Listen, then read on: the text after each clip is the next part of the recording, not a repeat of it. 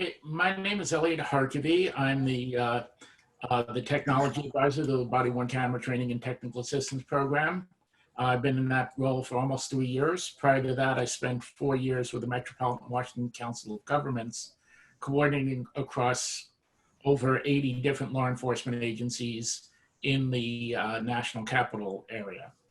One of my roles was coordinating the Body Worn Camera Working Group, and one of the questions that kept coming up were the costs and benefits of body worn cameras. I have a background in economics, and when the subject came up, I led the team that developed our body worn camera cost and storage estimator. And in the research for that process, we spoke with a number of agencies about the factors that played into both the costs and the benefits of the body-worn cameras. Okay. Thank you very much, Elliot. Chief Hogue? Well, good morning, good afternoon. Thank you. I appreciate the opportunity to be with everyone here today. My name is Scott Hogue. I am a retired police chief, as Dr. Coldren had just said. I spent 32 years in law enforcement, and the last 9 of that, I was the chief of police in Post Falls. To give you a little bit of an idea, Post Falls is located in the Pacific Northwest, right up by Spokane, Washington is our neighbor to the west there. So beautiful area. We have a fair amount of experience with body-worn cameras. We started as early adopters in 2008 with body-worn cameras, where we were looking at putting them on our motor officers and for canine.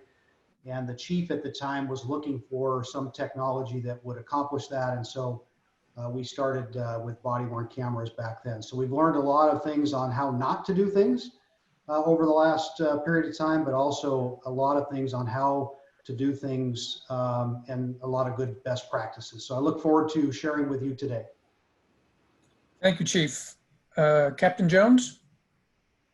Hello, everyone. Todd Jones, Virginia Beach, Virginia Police Department. I am a precinct commander currently.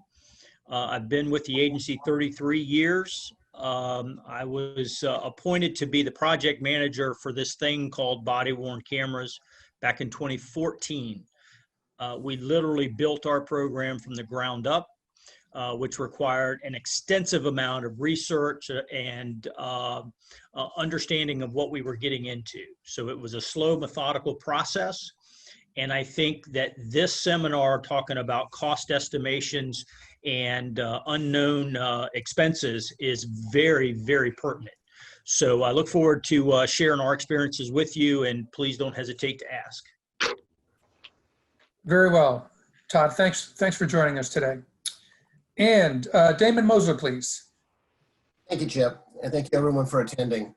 I've been a lawyer for 30 years and with the San Diego County District Attorney's Office for the past 28 years. In that capacity, I actually started our narcotics division in 2003 and ran it for 6 years before being assigned to our special operations division that investigated officer-involved shootings and public corruption. After that, I was housed with our as a law enforcement liaison with our sheriff's department for 3 years. That's when I started getting involved with body cameras with the various agencies in my county. And for the past 5 years, I've been our countywide coordinator and working with all my local agencies in developing the programs and hopefully doing it in a cost-effective way. And then I've been working with CNA and BJA for the past 4.5 years with the perspective of an end user of the programs, of how it impacts the courts and prosecutors, as well as defense attorneys. Thank you, Chip. Good. Thank you all very much. So this first question I'm going to direct to each of our panelists, starting with Elliot. So if you had to name one cost that agencies have had to face that was the least anticipated or expected with their body-worn camera program, what would it be? Elliot? Probably the infrastructure costs, the need to upgrade the IT infrastructure, potentially your IT personnel, certainly your electrical systems to support the docking stations that do the charging and the uploading and the downloading. If you're on one of the newer cameras, perhaps your Wi-Fi network and potentially hotspots elsewhere outside of stations that officers can use to upload video. the potentially putting or upgrading the LTE systems or the 5G systems in your cruisers.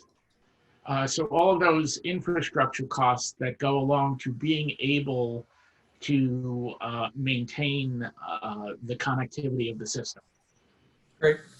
Thank you, Elliot. Chief Hogue, anything you want to add to that?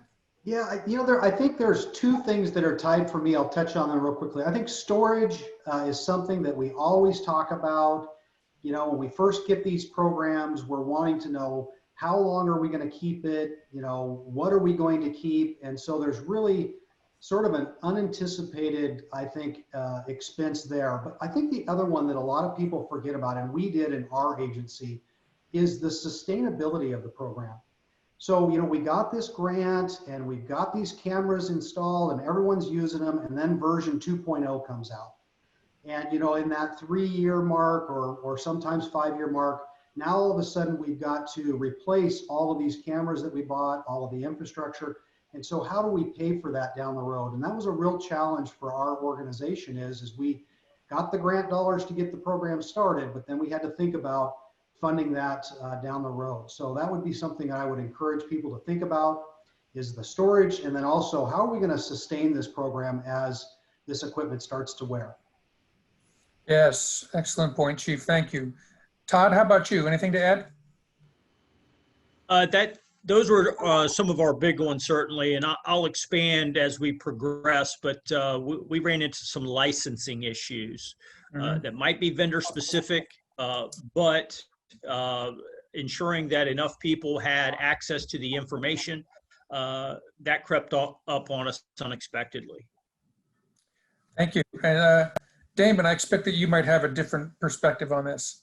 I'm going to talk about the prosecution and court side a little bit later, but I do want to say, from having been a TTA and an SME, a lot of agencies, particularly smaller agencies, in cold weather, I've noticed they've had issues keeping the cameras on, the clips having to replace them, or cameras being lost. And that was something that I think when we talk about unexpected costs, I think some things we know we're going to end up spending, but I think that was something that surprised some of the agencies, or having to adapt to battery life not lasting as long and figuring out replacement batteries or extra cords they had to buy, things that the vendor didn't really tell them up at the front end that required them asking or at least knowing more.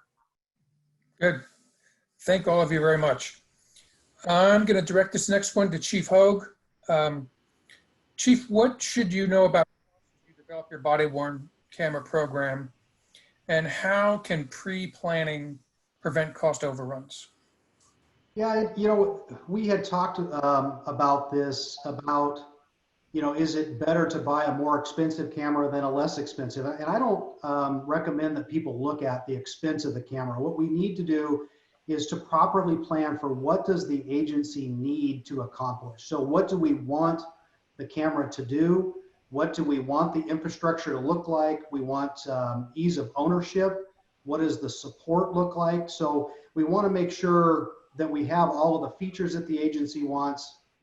And the other thing that we want to do is look at the history of the company that you're looking at as well. So many times we have companies that will make promises that sometimes they can't keep. We're all aware of the term vaporware in law enforcement, where promises are made and they're not able to maintain them. So make sure that you're researching your company after you put together a good RFP. And then the other thing that I want to mention is talk with other customers, talk with your partner agencies. There's a lot of people that are involved in this conference here. There's a great opportunity to check with other agencies and just verify the type of service that they got from whatever company it is that they're dealing with. So those are the points that I would make. Just what is the true cost of ownership, I think, is something really important to remember as you're starting your program. Good, thank you. It occurs to me that a good use of your TTA lead on your phone calls is to get in touch with some of those other agencies. They can be very helpful with that. Chief, I'm going to stay with you for a minute, just kind of like a follow-on question. What can you tell us about best value versus lowest bid decisions when evaluating vendor proposals? Yeah, it goes back to what I was just talking about is making sure that, number one, you're putting together a good RFP. And what I mean by that is getting the line level people involved in the discussion as well as the administration, but equally as important, getting your IT staff and your partner agencies, the prosecutor, for example, talking with them and finding out what they need. And so when you're developing your program, think about not just it from yourself, but think about it sort of holistically of what does it look like for this program. Again, not looking at what the cost of the camera is, we're not looking to spend the most money or the least money, but we're looking at what do we need in our organization. So again, that's what I would recommend, is that they just look at those needs and develop a good RFP. The Gresham, Oregon Police Department has done a great job of that, of developing an RFP. They put together a good scoring process, and we've used them as an example on many occasions for the great work that they did as they developed their program. Great. Captain Jones, anything you can add to this in terms of your experience with developing the RFP? Yeah, so what I can say to you, to the agencies out there that are building a program, is don't feel like you have to reinvent the wheel. There are many examples out there, probably neighboring agencies, who have done this. So ask for their help. I'm sure they'll be glad to tell you the lessons they've learned. And the big thing is, don't duplicate mistakes, especially costly mistakes. And if you can, take the time you need to do it right. So I told you back in 2014, we started our program. We waited almost 3 years before we turned any switches on, because we knew we were running into uncharted territory that we hadn't been in before. So hopefully you don't have the political pressure or the civic league pressures to get these things turned on, and don't rush into a multi-million-dollar mistake. Anything you can say specifically about what costly mistakes are? Some examples? Doing my research, I spoke to agencies that focused on the camera. And I think that's a great example of, it's not about the camera. High definition video is very inexpensive these days. When we began our research, we didn't know anything about digital storage. What do we do with all this information that's on a stockpile? And I do mean stockpile, because your numbers of videos will get into the hundreds of thousands in a very quick amount of time, depending on how many videos you have. So if you rush into this program for the sake of turning it on and saying, we're in the body camera arena, you're going to find yourself, I know of one agency that was using DVDs to store video. And that's probably one of the biggest mistakes you can make. So we sat back, we learned from this, and that's one example. But the infrastructure, that's a great example, because we had buildings that were 30+ years old, and all the electrical engineers would say, you're maxed out. Bandwidth, electrical power, all the things that you need to plug them in and turn them on had to be basically rebuilt and reworked. So those kind of things can creep up on you and cost you big down the road if you're not ahead of it. Thank you very much. Damon, anything that you have come across in your experience that you want to add to this conversation? I think as you are planning and knowing what your technology is, you do have to have a certain level of awareness of your end user. Your prosecutor, your solicitors, even the courts can be difficult. It may not be technology friendly with what you've got. For instance, in 2014, when our largest agency in San Diego deployed, they went with a cloud-based storage system, and they wanted to deliver the videos that way. They walked into the prosecutor's office, didn't explain the technology. The DA that was there didn't understand it, said just burn disks. So they're spending all this money for a very good solution, and they weren't taking advantage of it. Then it went to the IT department of my office, who also said, no, we're not prepared for that. We don't trust it. Just hold off and don't even deploy. So those are not acceptable answers. And I think one way to avoid unexpected costs is to include as many people in the understanding of the workflow at some point in time. It may not be in terms of the initial decision making, because that doesn't always help, but don't go forward without consulting and including many people. And that's one of the benefits, I think, Chip, that we have with our TTA program, and we do the policy review, is we talk about all these things, and we want people to talk to their union, and we want people to talk to the rank and file officers, so you don't have them undermining your program. The same thing with the stakeholders in the community. The more people that understand what we're doing, the more they can help and avoid being people that are putting up roadblocks, which are unexpected costs. Thank you very much. Captain Jones, I'm going to stick with you for another minute or two, because I know you've come against, and you mentioned some unexpected costs relating to vendor listing and licensing. Can you just talk with us about that a little bit without hanging any vendors out to dry? No, this isn't about targeting or endorsing any specific vendor, but just to tell you where we went. Our program, our department, we'll just say roughly 800 officers strong.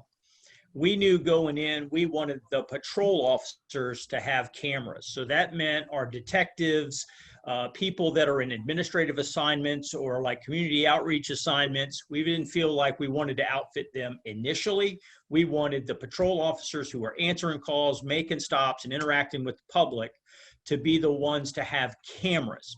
So we had a baseline number, 450, but then we knew we had to do some things like quality control. We needed supervisors to monitor these, and we have folks in the detectives investigative division. They needed to see, for investigative purposes, some of the videos that were being captured, interviewing suspects, witnesses, scenes, etc. We knew we had folks, say, in internal affairs who needed to go back and review video if there was a complaint or some type of allegation. So when we thought 450 was a good number, we now were realizing that we were way short on licenses, meaning you have to have a license to use the camera, but you have to have a license to access the cloud-based information, to access the site, to get in and to view the videos. So we found ourselves running short. When we brought the prosecutors to the table, in Virginia, we call them Commonwealth attorneys. When we brought these prosecutors to the table well in advance, we said, this is where we're headed. And they started to panic because we knew that was going to increase their workload significantly. So if we turn in a case for prosecution, they have to watch all that video, but they need licenses to access the information, to watch the video. So these things started stockpiling on us, and before we knew it, we ran out of licenses, and we're 3/4 of the way through our program. So those are costs that are annual costs. They're reoccurring every year, and we've got to fund that so that people can use the cameras as we intend to use them. Okay, great information. Thank you, sir. Damon, I'll come back to you and then ask Elliot to chime in after you talk for a bit. You touched on this briefly, but what are some unanticipated costs and workflow impacts for other stakeholders in the system, such as the prosecutor's office, public defenders, courts, etc.? Thank you, Chip. And the captain touched on this as well. We as prosecutors perhaps aren't even fully aware of what's occurring in terms of the videos. We get, I would estimate, between 25 and 28% of all the videos that are taken by law enforcement that end up being case related. We went from having no videos in 2014 to, in 2019, throughout the county with 3,200 officers countywide, almost every criminal case had some body-worn camera video associated with it. And we ended up with 235,000 videos that were sent to the prosecutors, which totaled 80,000 hours of actual video, or 145 terabytes of data. So immediately you have to think about how that's going to impact. That's a flood of stuff coming in. Not all of it's going to be courtroom relevant, but it's all relevant if it's related to a case. And probably the first thing we had to do is explain to law enforcement that you can't be selective in what you give us. Everything associated with a given case we need to have, and we're going to have to turn that over to the defense as well. So it was a matter of how we got it. I touched on the fact that originally someone was talking about DVDs. That would have been a mess. They would have gotten lost. We wouldn't be able to associate them with files. Fortunately, we didn't go down that path for very long, and we got to leverage the technology that was existing in terms of the cloud-based storage. But that was an unexpected thing for us to have to navigate and to deal with to start with, and to make sure that our bandwidth was strong enough to be able to get the videos, access it, and in turn later provide it out in Discovery the same way if possible. Then the issue came to storage. Just because you're giving me all this stuff electronically, I don't think I should assume the storage cost. Maybe I'll make you burn disks. So those are things that we had to grapple with and try to come up with a community solution, a countywide solution. And that's why I think it's important to have those early dialogues, and hopefully you find people that are looking for a solution that may not actually cost money other than the time to come up with resolution. As it turns out, we have done that in our county, but it wasn't without pain, and it wasn't without people probably not being happy with how we did things. But I think we were able to do that. The other major thing that we can see as a cost is that in order to introduce these videos, a couple things have to be done for courtroom use. One, in all likelihood, you're going to have some form of redaction or editing of the tape to make it admissible, because there may be inadmissible, non-relevant things on the tape. And you have to have the court's rule, and then maybe have to change it again before you introduce it. Virtually every courtroom does not have the ability to store electronically. You'd have to provide a disk at that point in time to introduce it into the record. In addition, our local rules require, or statewide rules require, that anytime an audio is played, there needs to be a transcript of that audio. And that can be a huge cost and a time burden. I'm not going to talk about Discovery yet because we have a follow-up question later for that. But the cost of transcribing all these videos into tape and then making sure they're accurate has been burdensome. I know there's some technology that's headed to improve things. Of course, that would cost money. But I think that using the videos in court and then navigating it with the court system, we were able to, on certain cases, get stipulations where we wouldn't have to do transcripts, but that's not universal yet. We're hoping to make it that way. I'm constantly looking at ways to not increase budgets as a result of this, but hopefully use the technology to improve efficiency, not make it harder. Stop there, and I know we'll follow up with some more things. All right, thank you. Elliot, what have you learned from your experience around the country on this matter? Well, in terms of the workflow, and Damon discussed the prosecutor side, and he and I worked on developing a list of the multiple models being used around the country for the prosecutor side, ranging from Damon's office, which only looks at video when it's necessary, to the prosecutor in Captain Jones's office, who by state directive must look at every video. So there's all sorts of things in between, including having third parties such as paralegals or civilians look at videos and highlight things for the prosecutors to see. But within the workflow in the police arena, digital evidence integration, being able to link your BWC video with other video and other digital evidence so that you have a comprehensive look at the case, is something that is growing in usage around the country to various extents. Some just linking the video to your CAD or RMS record, to full integration of all the video and digital evidence that's available throughout the systems. And that really can help the workflow from an investigative standpoint. Some of the vendors are actually coming out with tools that will help integrate the video into reports, into your RMS, to actually help the officers write reports and speed up that time so that they have more time to patrol and less to work on paperwork. So there are definitely workflow workflow opportunities to make things more efficient. I think the clear case on that is internal affairs, and the fact that the video makes most investigation of complaints and most investigations of potential wrongdoing a lot easier, pretty much open and shut, where the video can tell the story. Now, the video is not going to tell the story in every case, but where the video can tell the story, it really accelerates the workflow there. Although I've also heard from agencies, it also increases the overall workflow as audits come up with issues that need to be looked at. So there is a double-edged sword on that. Thank you, sir. Damon, was there something you wanted to add to that?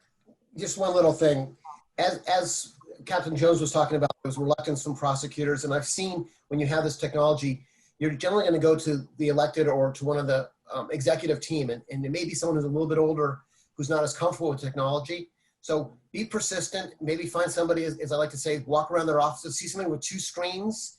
That's the person, show them the workflow. Maybe use them as a stalking horse to help you get to where you want to go with the technology. If you've spent money on great technology that's improving your efficiency, show them how it can improve their efficiency as well.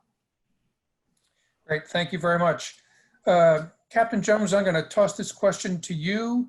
What have you observed or experienced regarding unanticipated costs for other stakeholders in your area? So it's been mentioned, but I want to reiterate it, that the work you do on the front end is going to pay off in the end when you go live with your program.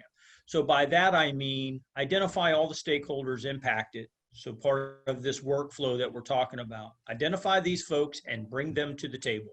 In our case, we brought the prosecutors to the table. We brought the courts and the judges to the table. We brought the IT folks and the folks who are in charge of all the install and the actual physical work to upgrade these buildings. And then we brought internal stakeholders from the various police units, the detectives, the patrol officers, people in specialty units, the admin, and things like that. And we got a really good idea of how this was going to play out.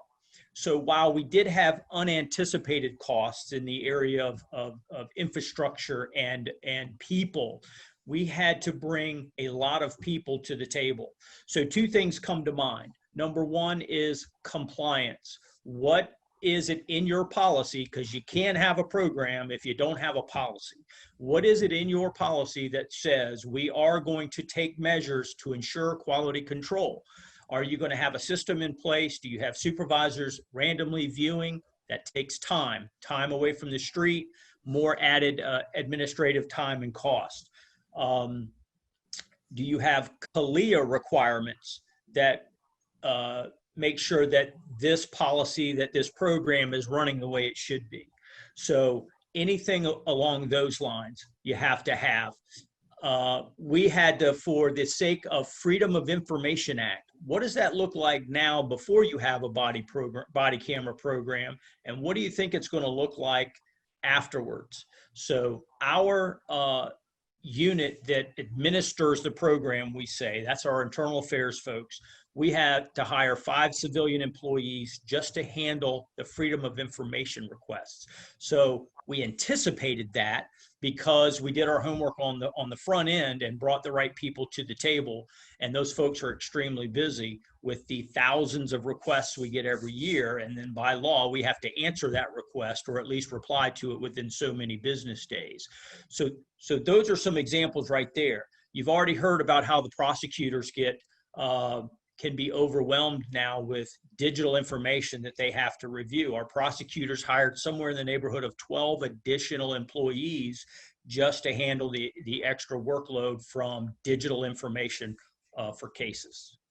Yeah, if I could just add real quickly to that, I think Damon's point is very well taken. And one thing that we didn't anticipate when we started our program is if you think about it, we started out in the 90s with in-car video, and then we went in 2008, 2009 with body-worn cameras. So if you think about an incident and 3 or 4 officers respond to that, you've got 4 in-car videos that you need to think about, but you also have 4 body-worn cameras. So now you've got these 8 videos that you're sending to the prosecutor because they have to see all of that information. And so it really does get to be an added expense for your staff at the police department to be able to create all those, however you're going to send the information over to them. It does get to be an expense of creating that. And then when it gets to the prosecutor, having someone that can view all of that information on that end is something to consider as well. Well, and even more so, making sure that that you have all the videos, Right. that every officer who was on the scene checked in with dispatch to let them know they were on the scene, because if somehow the defense attorney identifies there was an officer who was on the scene who should have had body-worn camera, but that camera footage was not included in the discovery package, that could lead to the case potentially being kicked or other issues. Yeah, it's Elliot, you're right on target there. We had that happen in a couple of cases where an officer stopped by for just a couple of minutes.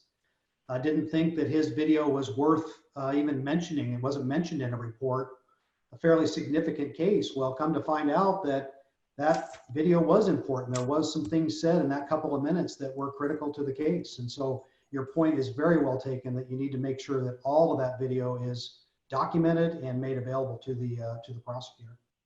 But and there's an associated cost with it not being. I mean, if you aren't doing your compliance, your audits, you are setting yourself up for accusations of malfeasance and potential civil liability if it ends up being one of those cases that unfortunately results in a civil lawsuit. And if you have an organization that's not doing that and not checking on the videos, then that's a problem too. That's a different level of unexpected cost at the back end of things. So I think in the interest of time, might be just about time to go to talk about the cost estimator. Sounds good. So about 2 years ago, we had a lot of discussion. Actually, it's almost 3 at this point. We had a lot of questions from agencies around all these topics. How can we get a handle on what are all the potential costs that we might need to deal with? And how can we estimate the costs and maybe even determine some potential benefits? So we put a team together, as well as a fairly widespread advisory group, on building a cost estimator. And along the way, we found that a number of sites that wanted to do self-storage were just completely unaware of what needs to go into estimating storage capacity. So we, as part of this effort, we started to build a storage calculator as well. So we're going to show that tool that came out of it in just a minute or two after I provide a little background. We tried to make it as simple as possible. It's built on a spreadsheet. It's built with open code, so that if your agency needs some specific changes, either we can make those changes or it's in Visual Basic so that your agency can make those changes. And it really can vary from the smallest agency to the largest agency. And we have a fairly robust user guide, as well as hints throughout the spreadsheet itself to help guide you through how to use it. It really does cover the full scope of the costs that we discussed, other than the prosecutor and court costs, since those are not necessarily costs attributable to law enforcement agencies. And we built in some benefit calculations that we were able to mathematically develop ways to account for, such as reduction in complaints, reduction in use of force, the speed that complaints can be resolved, or that most complaints can be resolved when you have the video. It doesn't cover all the benefits, and we actually list out other benefits that are not yet quantifiable at the bottom of the tool. And with that, I think we can go to the tool. And as you can see, it's just a basic Excel, it looks like a basic Excel spreadsheet. You start by putting in some basic information about your agency, including the number of sworn officers and the number of cameras that your agency will want to field as part of the effort. You actually have 3 options on that. You can do it all as a one-time purchase. You can spread it out evenly across 5 years, because this is a estimate estimating on a 5-year life cycle basis. Or if you expect that you will be putting in different numbers for year 1, year 2, maybe year 3, you can actually individually input those years if that's what you want to do. So you have a lot of flexibility in how to build out the costs, and the costs associated will grow in relation to the number of cameras out at any given time. After the camera costs, you have the storage costs, and there are options under the storage costs for having internal storage, or for using a monthly fee for cloud services. One of the things discussed earlier was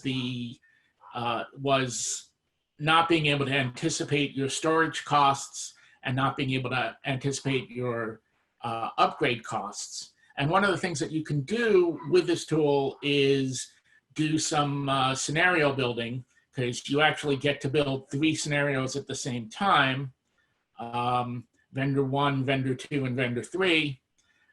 You can do a comparison of doing working with a vendor that has storage and maintenance and upgrades built into a monthly fee versus building your own storage and paying for your own upgrades over time.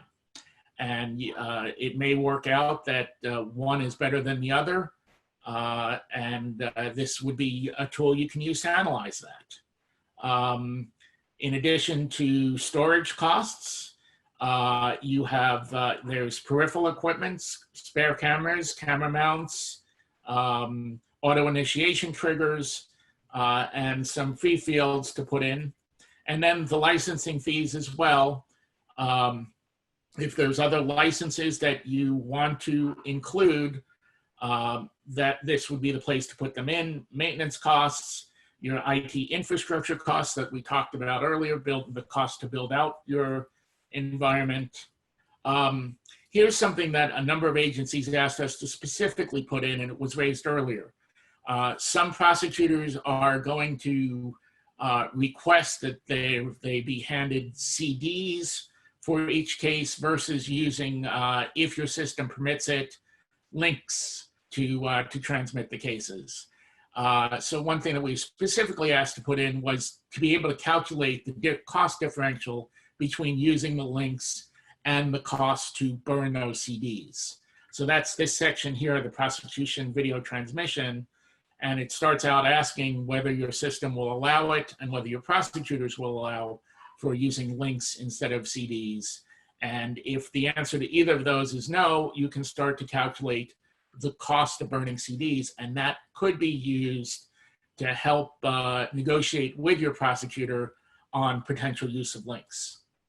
So continuing down, just cost for redaction for internal use and for public information requests, and that completes the cost section.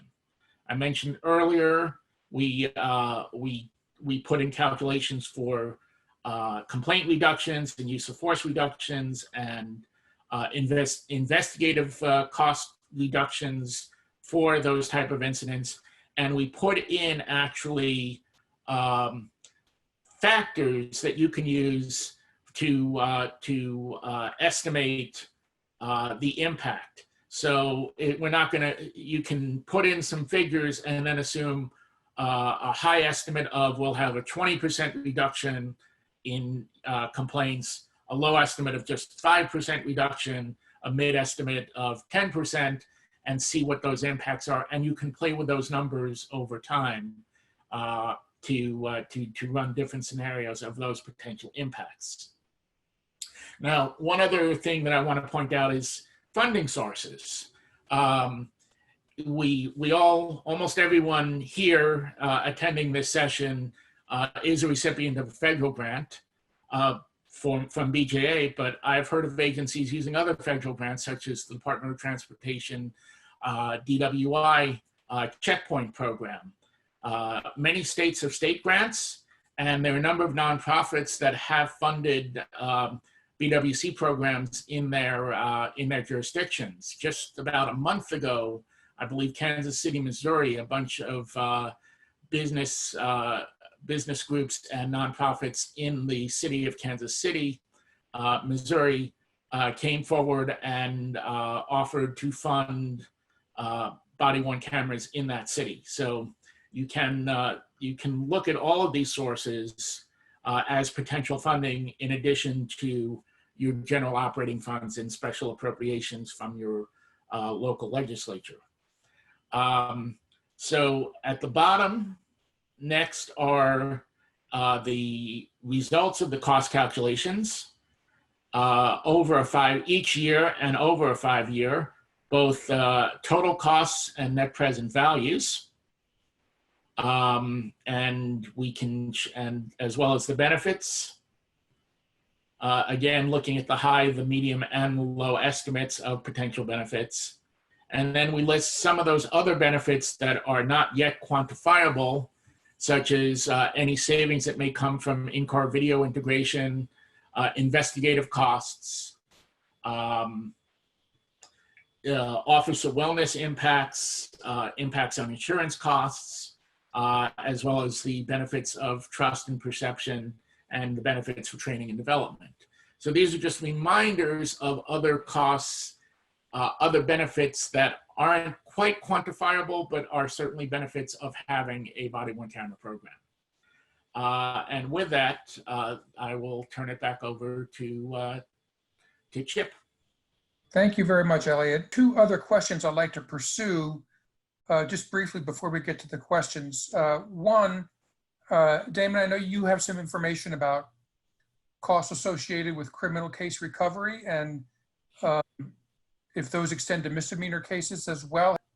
Happy to address that. So I alluded to this a little bit in my earlier answer, but there is another aspect or cost that, and the captain mentioned it in Virginia, and each state does things a little bit differently.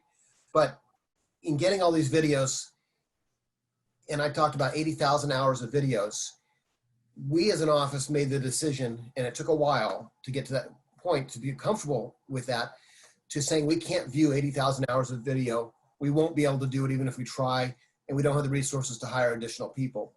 So we made kind of a triage decision, and we changed our policy to allow cases that were apparent from the police reports. The video would not have that much evidentiary value, if any, to not be viewed prior to providing them in discovery.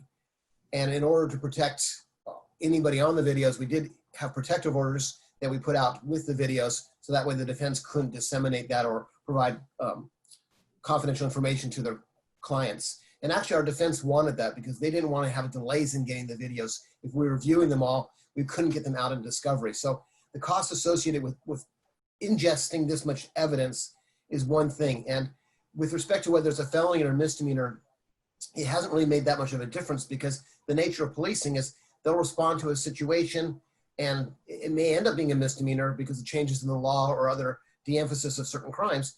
But the law enforcement response can be very similar, other than perhaps your petty thefts or your small cases. But a DUI is going to have at least 2 officers most of the time, if not more, depending upon the busyness of the field. So, and the viewing and the discovery requirements are the same for us either way. So we had to find a way to effectively get things out in a timely fashion.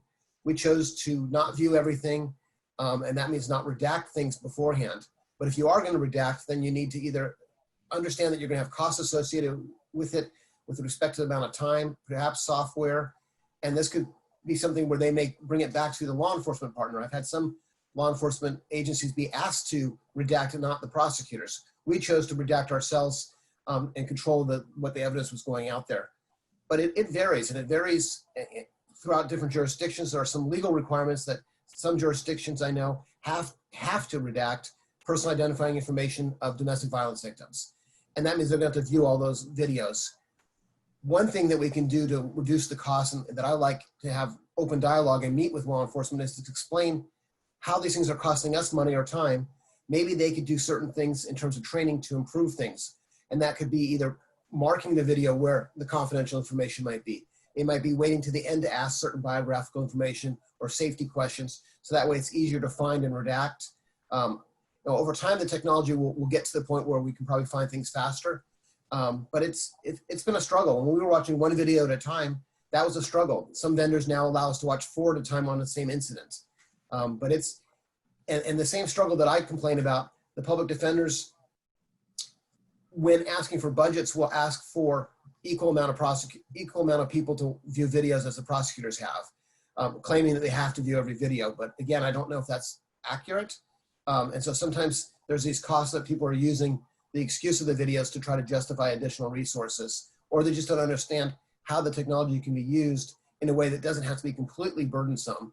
And we found that with certain agencies that we've provided assistance to, where they had this certain assumption that they had to view it in a certain time frame, and maybe they didn't have to. Now, don't get me wrong, we view every video that we go to trial with. There's no doubt. It's just not every case goes to trial, and we try to figure out which ones are not and hold off on viewing those, but still provide them in discovery. Great. Thank you so much. Would anybody else like to raise a question at this point? One of the things that the captain mentioned, and I think with larger agencies, you're going to have this where you're buying your initial cameras for the patrol officers and for everybody who's in the field. But it's imperative to think about what else happens. Do people do overtime from detective work in uniform? I have agencies here in San Diego that the homicide detectives pick up patrol shifts when they want a little extra overtime money. And do you have a camera available for them? Do you have a pool camera? Do you train them well enough so they remember to use it when they get out there? But that's something that I think law enforcement needs to think about. It's probably more likely to occur in larger agencies, but to have extra cameras, not only for if they break, but for your extra duty, or if you have tumultuous situations in your community, you're deploying more officers in uniform who usually are not in uniform. What are you doing about cameras for them? And that goes even further to understand what not only what your agency's policy is on that, but what the legislation might be in your state or municipality around that.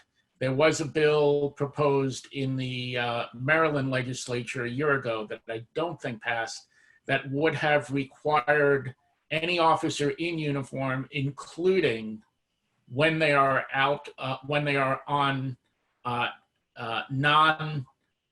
non-work secondary jobs, or when they're working secondary jobs, to have body cameras. So if that's the law in your jurisdiction, then you need to have cameras for them. If I can jump in, that's a great segue for the last 2 points I wanted to make. Number one is, when we developed our program, it was 1 camera per user, and it sounded like a great system until we realized that it's usually sitting in the dock while they are transporting to and from, or going to court, or going somewhere else, working secondary jobs, things like that. We wanted it to be where if you have the uniform on, you have the gun and the badge on, you have the camera on. It has to just become ingrained in you that it's part of the uniform and you wear it all the time. So we have upped our program to 2 cameras per officer, and that way 1 is in the dock recharging and uploading the data, while the other is fully charged, ready to go, and worn on the uniform. Not a huge cost. Cameras aren't terribly expensive, but it was a cost that we added. So think about doing 2 cameras per officer if you're initially starting your program. The second thing I wanted to add was get very comfortable and familiar with your legislative requirements, especially in the field of retention, because if you're not aware, in some cases, you may have a very lengthy time. And in Virginia, we can have certain situations, depending on the type of crime, where it could be decades that you have to hold that information. And if you're putting it on a CD or a DVD, you've got to think of, where am I going to put this on a shelf for the next 20, 30, 40 years? So get comfortable with that, and make sure you're making an informed decision on how you're going to store that information. And I didn't show the storage estimator part of the cost and storage estimator, but we do factor in minimum retention periods and maximum retention periods into the cost estimator. Sure. And if you didn't know, and you didn't know to look, you'd probably be surprised in some cases. I certainly was, that for good reason, you're required to hold evidence in violent cases or death penalty or life imprisonment cases for an extremely long amount of time. And if you're doing your own storage, that can really add up very quickly. Exactly, exactly. Great. Thank you all very much. Are there any other questions that have come up? Anything anybody wants to add? Yep, we got We one gotta other question about how did video impact convictions? All right, let's turn to Damon on that one, at least to start with. Sure. It's not completely conclusive. There's a lot of studies that are looking at it, a lot of anecdotal answers. I can tell you that the public defenders or the defense attorneys love the videos primarily because it can often help them convince their clients as to what occurred, either by virtue of what witnesses say or even what they said to the police when they later say they didn't really say that. So that has been used in that fashion. So in terms of courtroom aspect, I don't think we see very much go to court overall. If it's conclusive for one side or the other, it's not going to go to court. But if it's inconclusive or it's not there, then it's likely to go to court. Juries want to see it. But I think it has helped overall adjudications. I think you see it faster pleas overall, but we haven't been able to research it, fine-tune it, the research enough to get conclusive answers. Yep, thank you. And I think a similar answer came up in our research on the liability side, that the cases in many cases can be adjudicated much quicker, with cases either being dismissed quickly because the complaint was not valid, or the being settled quickly because the incident was captured on video and was clear as day. Great. Let me just take a moment once again and thank all of our panelists for being here today and for lending us their expertise and their thoughts on this matter. As I said earlier, it's one of the most important considerations for body-worn camera programs, obviously. So I hope people attending got what they needed out of this. Thanks everybody for their attention and participation today. I appreciate everybody's time.